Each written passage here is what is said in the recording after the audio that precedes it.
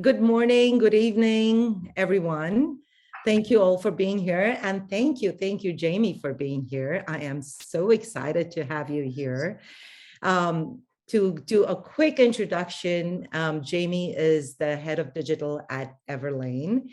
And she is a 2021 Women on the Rise honoree. So many kudos. 2021 top women in retail. And then I also hear 2022 most influential in e-commerce. So congratulations, Jamie. Wanted to start off with, if you could just give us a quick introduction of yourself, and we'll go from there. Sure. So I'll tell you a little bit about my journey and then I'll let you take it from here. Okay. So at a high level, a lot of my career has been spent in the growth space within a bulk of my career across larger enterprises.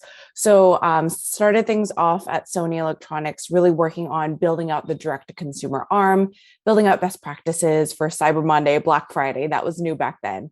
Launching our first new concept store and also building out our e-commerce business. I knew I wanted to stay in direct to consumer and digital and get closer to digital. So I moved up to the Bay Area, worked at Electronic Arts for a bit, and spent a lot of my time there really building out the foundation again for digital direct to consumer. So it was called origin.com at the time. So again, Jill of all trades, a little bit of everything, understanding the technology needed to build out the next frontier, did a bit of category management, and then best practices for go-to-market. At that point, I knew I wanted to work with a multi-brand retailer. So Walmart had a really interesting opportunity within labs. So Walmart Labs is sort of this innovation hub where you get to build out new concepts and business models to help grow the business. So I was there, joined and was part of the food subscription concept. We took that for about 18 months, got a lot of learnings, knew profitability was going to be tough. So we took that learning and then helped pilot our very first Walmart buy online, pick up in store concept. So if you guys all shop for groceries online now, we were part of that founding team and really took it from market 1 to market 1,000, and then spent some time on the digital category management side for toys and baby categories, growing their digital business. And then at Nike, spent a good chunk of my time there, really with the opportunity to build out direct to consumer and also a new business unit. So as you know, Nike is really known for footwear and specifically running footwear and not for apparel. Had the chance to join almost the strategic growth area and look at what are ways to really double down on Nike digital growth. So had a chance to build out an apparel division, organization, and launch some new categories like the hijab, yoga, and maternity to really scale growth and access for athletes around the globe. So a really exciting part of the journey and helped really Nike shift the focus to more direct to consumer and digital. And that's taken me to where I am now at Everlane, where a lot of my focus, so for those of you that don't know, Everlane is a sustainable fashion company where a lot of our mission was founded on radical transparency. So you know exactly how your product is being made, how the price is structured, and what you're paying for at the end. So a lot of disruption in the fashion industry, which is really what drew me to the company. There aren't very many people who look like you in C-suites. Okay. Can you share a little bit about what is that like and what challenges have you had getting to this point and what challenges you face in a meeting room? Sure. Well, I'm not at the C-suite at this point. There are a lot of conversations where a lot of senior leaders, or now specifically in a startup, we're connecting with board members. And as you could imagine, not everyone looks like me, for instance, in the meeting room. So there's more unfamiliar, uncommon kind of personas or archetypes. I'll give you a story just to kind of articulate some of the natural challenges that come with it. So this was in a meeting. I won't disclose kind of the company or anything, but we were meeting for the first time to kick off one of our strategic initiatives. And someone in the room had asked me, hey, whose admin are you? While I was kicking off the meeting and leading. And that is no disrespect to admins. So I think knowing that that kind of perception exists and acknowledging that exists is sort of the first stage. And then how do you really just I guess the challenge with that is sometimes you feel like you're working from a hole and you feel like you have to be unflappable in everything that you do and everything that you say. And I'd say to overcome that, as a leader, it's sort of your imperative to, I don't know if you all are familiar with Simon Sinek, The Power of Why, but really winning the hearts and minds of the people on the team. So what I mean by that is understanding like the why. So why does our team exist?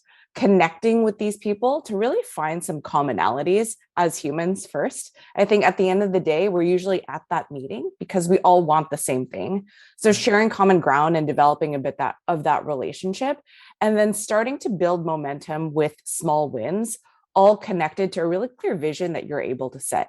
I think if you can build the rapport, build some momentum and clear wins that also impact them and the whole team in a good way, and really having a strong vision of what success looks like, I think that formula can really work for anyone in the room. So if you're coming from a more untraditional background or profile, or you're newer to the company, I think having those pieces in place can be a recipe for success. I can absolutely see how you have made the most of it, because when you were telling me earlier about your journey, and you mentioned how you started on one particular project in Walmart, learned from that project, pivoted, and used it to make something useful. I mean, that I thought was such a bold move and such a perfect move that I'm sure that you could probably write a book just like Simon Sinek, right? But what I really want to know right now is, what did you say to that person? Oh, I actually just said, "Oh, I'm leading this team meeting. It's nice to meet you." Oh, that's nice. That's nice. Oh, okay. I have some other thoughts in my head, but when it becomes so common, it's like, okay, let's just roll with the punches and kill him with kindness. Tell us what you wanted to tell him. Okay. What has been your experience building and leading teams? Again, so that was your experience in the meeting room, somebody coming and asking you this. But as you have grown, you would have had to build teams, and you would be the team leader. And who knows, probably a lot of people coming in are looking at you saying, well, first of all, she's really young. And then she is a woman and a person of color. So there are almost like 3 strikes against you going into a general, mindset of people. So how do you actually build and lead teams with having to overcome these? Yes. So I think similar to the initial question of finding common ground and similarities is so important. So I'll start first about just teams in general. I 100% believe in diverse teams and the value of that. My whole philosophy and the way I look to hire or build is, say that there's 10 of us in a room and there's 10 people in a team. I'd like to think we're hiring people so that each person can help contribute to solve the problem in different ways. So if we're 10 people in a room, we can solve any problem together, because each person is attacking it from a different angle and brings a really unique perspective to that. So that's my philosophy. And my goal is that I'm bringing on people on the team that share a similar philosophy and value diverse thinking. So I think that piece is fundamental, almost a cultural fit / add to the business. And I'd say similar to how do we get buy-in from leaders that might not see this profile typically, is aligning on a shared goal and vision. So let's say someone's looking to join Everlane, for instance, using that as an example, really anchoring it around like, hey, are you passionate about working for a purpose-driven company that's really here to disrupt the fashion industry and change culture? So once you're able to align even on a mission and vision, you can get on the right footing. And some of those differences, while acknowledged, can kind of fall by the wayside, and it becomes seen as a value add versus something that's necessarily pitted against each other. So finding that common ground is critical. And one approach that I've adopted earlier in my career, but now I just see it as part of my leadership DNA, is really having more of a enabler or players coach leadership style. So I'm here to help set the vision for the team and make sure we have clear milestones and KPIs for what success looks like. But I'm also here to empower you, enable you to be the best version of yourself. I know that sounds cliche, but whether it's professionally, personally, or even after your career here at this company. So that's always been my goal. Like, what can I do to unblock?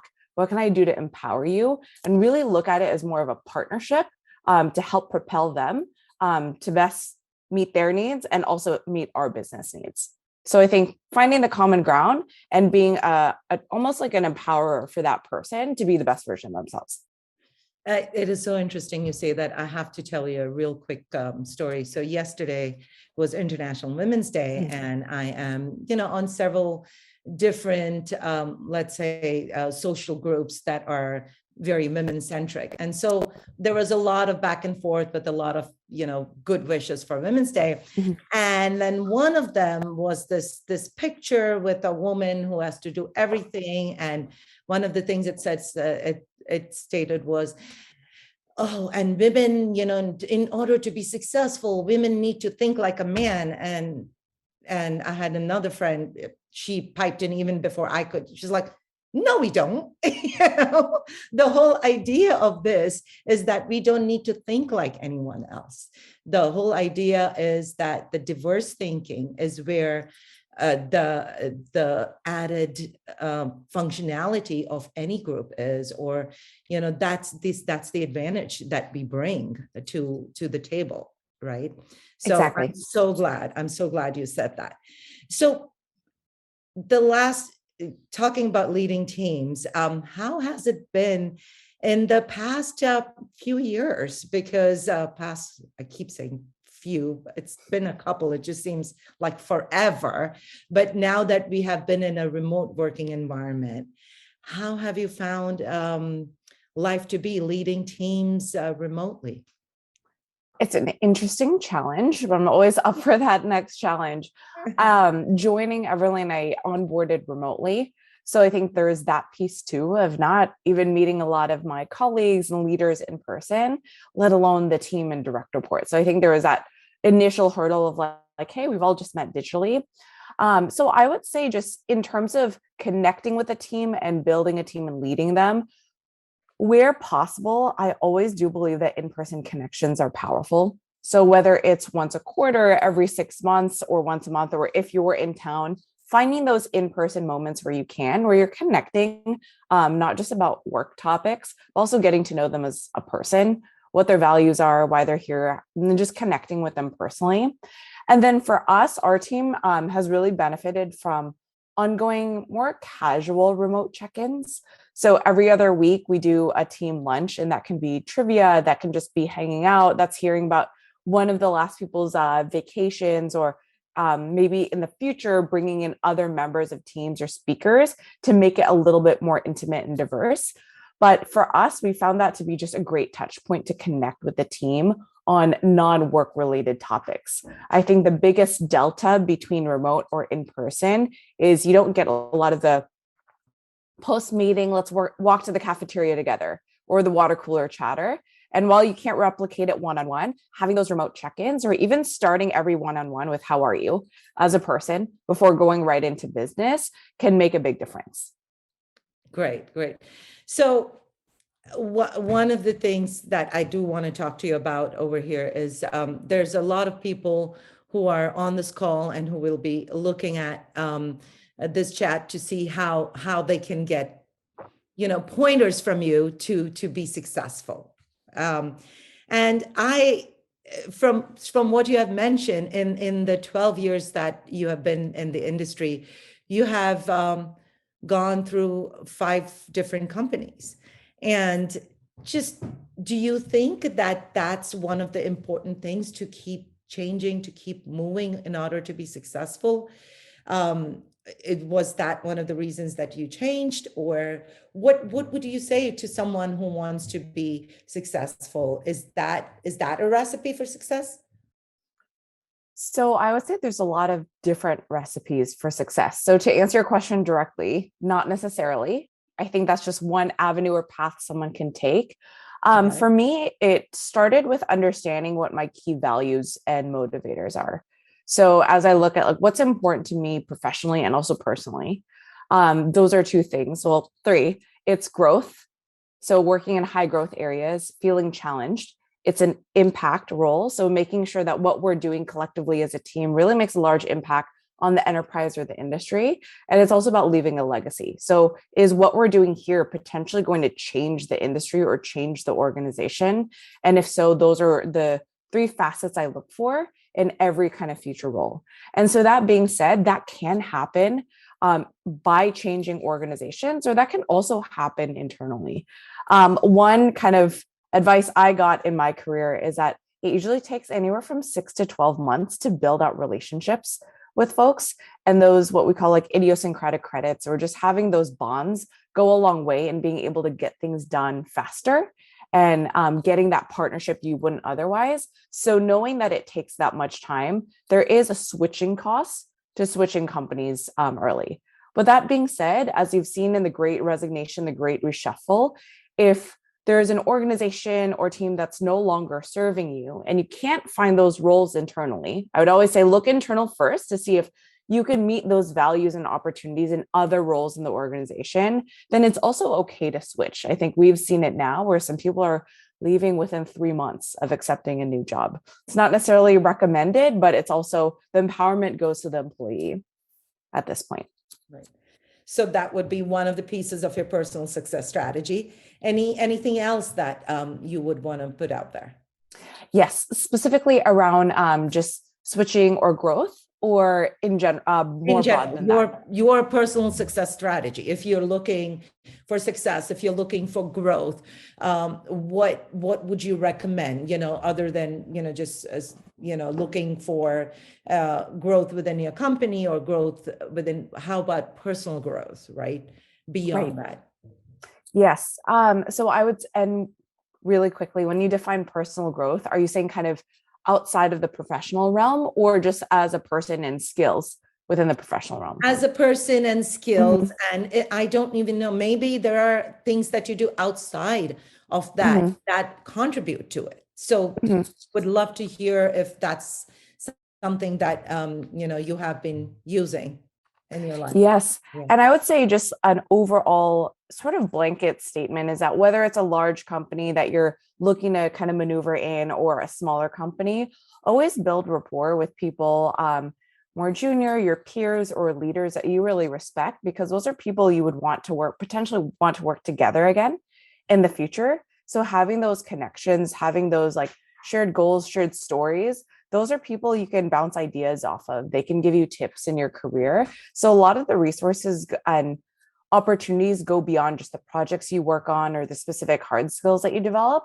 but also the people that you connect with. So in finding that next opportunity, making sure that the people you're working with are also people that challenge you, that you can grow from and connect with. And I would say personally, outside of work, I'm also an avid, I wouldn't say athlete, but I like to stay active. So we're actually, my husband and I are doing a Spartan race this weekend. So we do like our obstacle races and triathlon. So for me, sport and the challenge of that, the physical element, also helps me grow more resilient mentally. So I think the balance of training your body and your mind, the training that goes with it, helps really endure kind of like any curveball that's thrown at you professionally as well. And for other folks, that can be artistic, that can be reading, that could be writing, anything else, or giving back. There's so many different outlets, but knowing what that is and finding a way that each element can help you both personally and professionally as well. Oh my gosh, I cannot believe you just said that. How are you at your monkey bars? You're planning to do your monkey bars? Yes, I'm planning to complete it. Are you a Spartan racer as well? I have done a Spartan race, and it was one of the most challenging things I did. And I cannot agree more on this topic. It's like you said, it's an obstacle race, and it really trains your mind to look at obstacles as, oh, this is a challenge and this is fun. Right. And there's people there that will lift you up, literally. Onto the obstacle, and like we're all a team. So even though you're racing alone, you can see how the community, you're really just building up each other. So I think that's the exciting part as well. It really is. It really is. Except they cannot help you when you're doing that like bow and arrow thing. Then Exactly. you just The have to spear throw. Yeah, that really is. You have to get into that Zen moment. exactly. But I digress. I just got all excited when you said Spartan. But one of the other things that I can absolutely relate with is what you said about connecting with people and just utilizing all your experiences. There's a whole huge portion of my life where I spent, just looking after my two kids. And I was very, very highly involved with the parent-teacher organization in school. That was what I did. And just that experience of working with people who are just volunteering. So you can't yell at them if they don't do anything, right? So that has helped me so much in what I do now, that I think that's, if I ever have to highlight anything on my resume, I want to highlight that portion, because that was one of the toughest things I've ever done. That's awesome. But I also wanted to ask you, because there are a lot of young people who will be looking up to you. Would you, I see that you got your MBA and you got it at Haskell at Berkeley. Do you see, and I have a little bit of personal interest in this because I have a son who recently graduated, but do you see a long-term value in higher education, beyond getting your bachelor's degree? I do, for me personally, but I also know it's not right for everyone. Meaning for some folks, like school isn't necessarily the grounds where they learn the most, and they might learn more by doing. So getting more practical experience, it doesn't have to be in corporate or anything, but getting more hands-on real world experience is just a better way that they learn and grow as a person. So I would say for me, yes, but it's not necessarily the recipe for everyone. And I'm happy to share kind of why Haas and why I believe it was right for me. Okay. I did want to ask you this. As you have grown, right, and as you have faced challenges as a woman, as a person of color, have there been instances where you look back and you think, maybe I should have done this differently? Or if you were to look back on your career, or the things that happened in the past, do you look back and think, you know what, knowing what I know now, I probably should have done this a different way?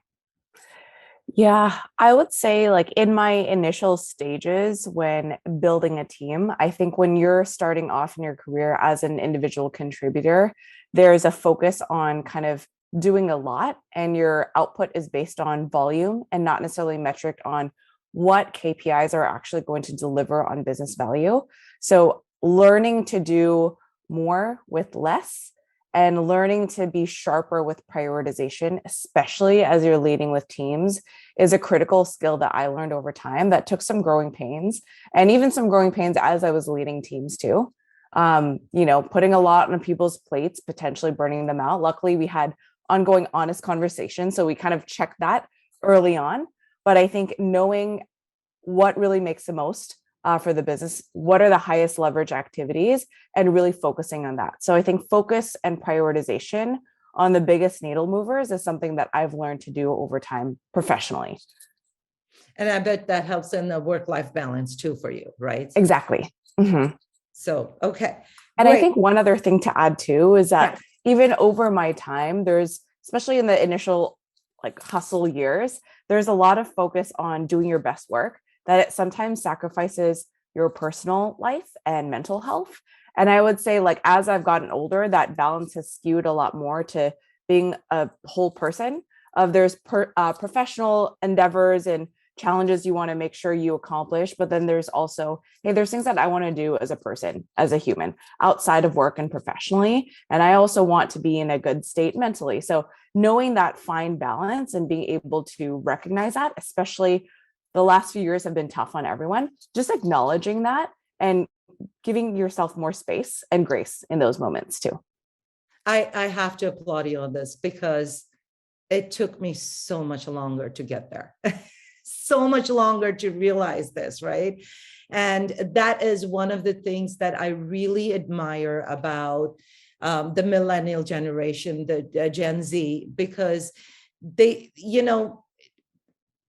folks just seem to get it a lot earlier. And it's not even like the previous generation had to tell them. They just got it all by themselves. So that is just really cool. I actually have someone saying, and I have some of the comments, and Sonali, one of my colleagues who runs a lot of marathons, were so excited when you talked about Spartan. Oh, that's awesome. And Susie is just saying that the better you have the balance, the better you will do at work also. And she struggles also with the balance, as I'm sure all of us do. So thank you for saying that.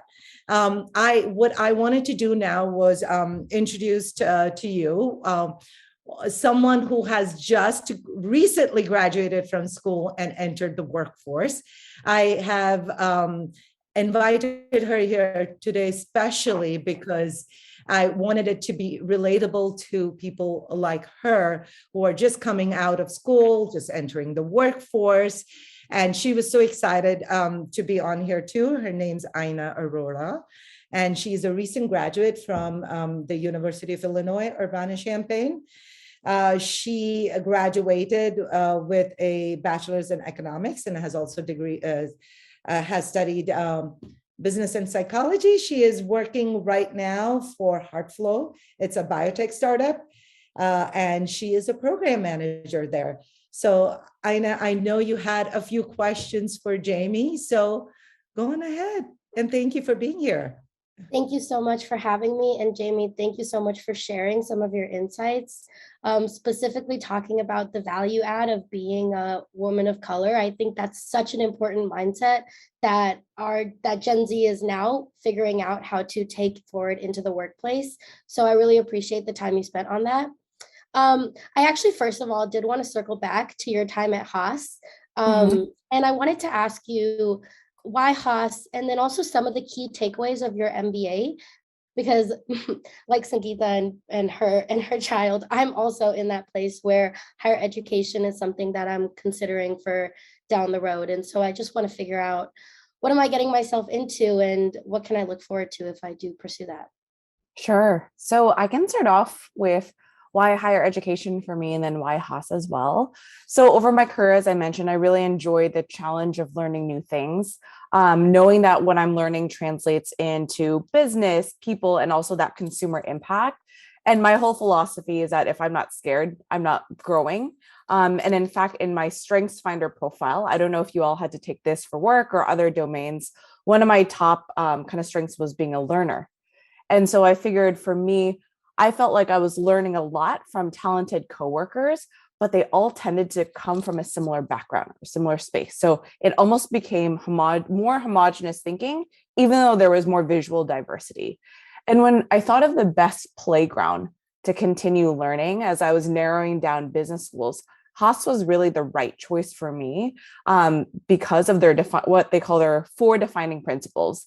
One of them was challenge the status quo, which I could really relate with, and then being a student always. So I would say those 2 elements, that shared mission and value, was something that I really resonated with the person as well. And then I know to your question around some of the big takeaways that I learned in school is, one, the power of diverse thinking. As I mentioned before, there were people from all walks of life. Some people that might have gone to a non-business kind of undergrad, some people that are musicians and looking to make it into investment banking, some folks in the nonprofit arena. So truly more diverse backgrounds, but that really enriched so much of my experience in the conversations that amplified for me even more of the power of diversity. And I think the other piece too is that I learned the power of giving back to the community. So what I really loved about the Haas community is that so many of the alum, the professors, they would just come in and talk to us. They offered time and help anytime we needed it. So that actually inspired me to do more with the Haas community and started to volunteer more with the next generation for coaching and connecting with them. So I learned really that power of giving back as well. And the third thing I would say is so much of the learning came out of the classroom. So that power of the community in the conversations, in kind of the giving back community events, that's where a lot of the learning came from, in addition to a lot of the hard skills that I learned in, say, a turnarounds class or a pricing class that really helped bolster my skill set as a digital leader. That is so awesome. And it's so interesting because diversity, equity, and inclusion is such a hot topic right now, as it should be. But I feel that having a diverse group of thinking is not as focused on. So it's very interesting that you said that has created a lot of your experience and was one of your key takeaways. I was wondering, so I just recently entered the workforce. I think it's my 6th month in my new job and as in corporate in general. So what is some advice you have to specifically women of color who are now entering the workforce? And that can include in the pandemic and just understanding our place and how we can contribute. Yeah, I would say one point that you made earlier, which I really appreciated, was knowing that, say, being a woman or a person of color is really a value add. So knowing your value, knowing your worth versus trying to blend in, just kind of being yourself. And to that point of being yourself, to what I mentioned earlier, knowing your values and your motivators. So for me, it's 3 things. So it's growth, impact, and leaving a legacy. Knowing what those are for you and making sure the opportunity that you're looking at has at least most of that, because those values might change over time too, but making sure those match from the get-go. I would say the other piece too is, depending on the company or the industry, understanding what the biggest problems to solve are for that company. So what is the focus area for that company, and how does your unique skill set in the role help solve that for them? So it really makes you a more unique candidate in the applicant pool. And then also knowing like what your spark or differentiator is. So aside from your hard skills in that particular area, knowing what that is for you, what facet makes you uniquely stand out. And then the last piece is connect with people that you know in the industry, within your network, within school. That community is really powerful. I'll sometimes even reach out to folks in undergrad that work at a company I might be targeting, and they're more than willing to just schedule a 30-minute coffee chat to talk about their experience. So I think that's a very understated power of community. So definitely tap into that. Yep, I really love how much you focus on measuring success and applying yourself into that success and really being an active contributor into both your own personal success as well as like the company's success. I think that's one of the best pieces of advice I've heard in quite a long time. And for my final question, I'm wondering, for women who are just entering their career and are facing the struggle of wanting to make sure that they are heard in the workplace that they work in, especially if they work with a lot of people who look different to them. Do you have any advice for these kind of women who are struggling with that balance and how they can deal with examples of conscious and unconscious bias in the workplace?